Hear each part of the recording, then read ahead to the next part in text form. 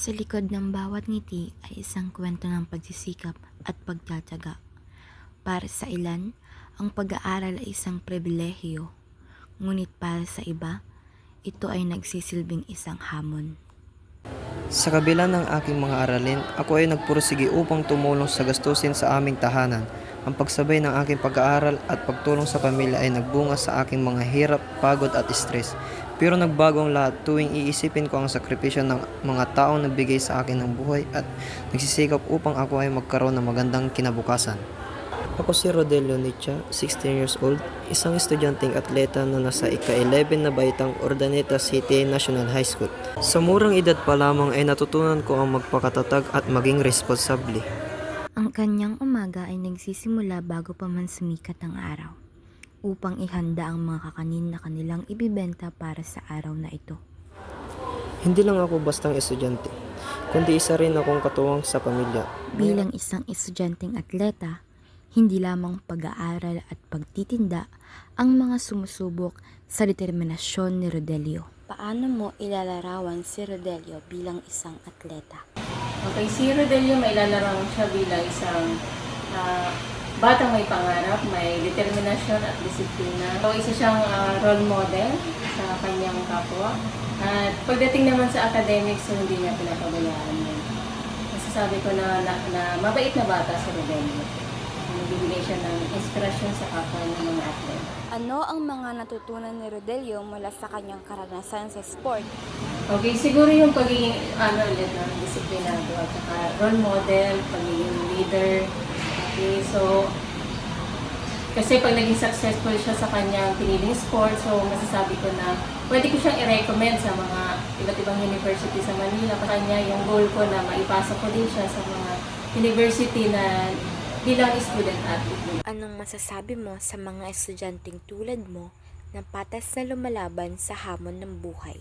Ang masasabi ko lang po, wag po sana nating isipin po na sumuko. Isipin lang po sana natin na ipagpatuloy po kasi po andito na po tayo sa totoong realidad. Hindi na po kasi tayo pabata. Patanda na po tayo. Sana po isipin po natin na ibibigay po ba ito ng Panginoon kung hindi rin lang po ba natin ito malalagpasan. Kaya niya po ito binigay kasi alam niya po na malalagpasan po natin ito. At bigay po natin lahat para na rin po sa pamilya po natin. Wala pong bayad po yun pero may sukli. Sa bawat araw, nagsisilbing hamon ang pagtutulungan at pag-aaral.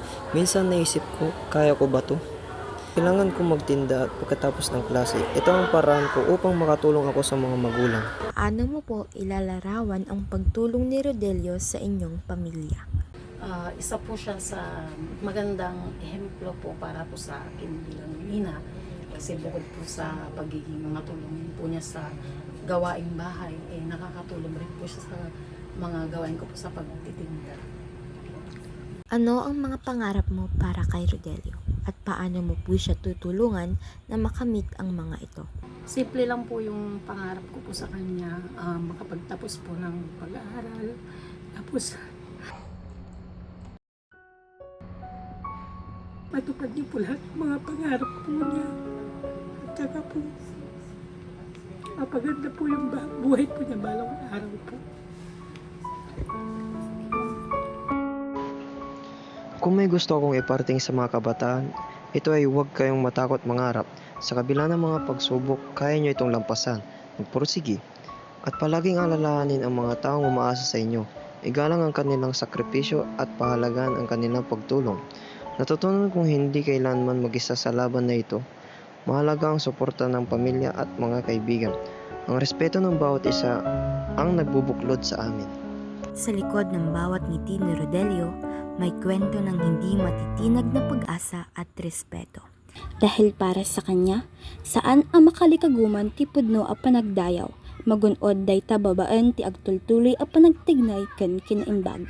Ang buhay niya ay isang halimbawa ng tunay na pagsusumikap para sa pangarap.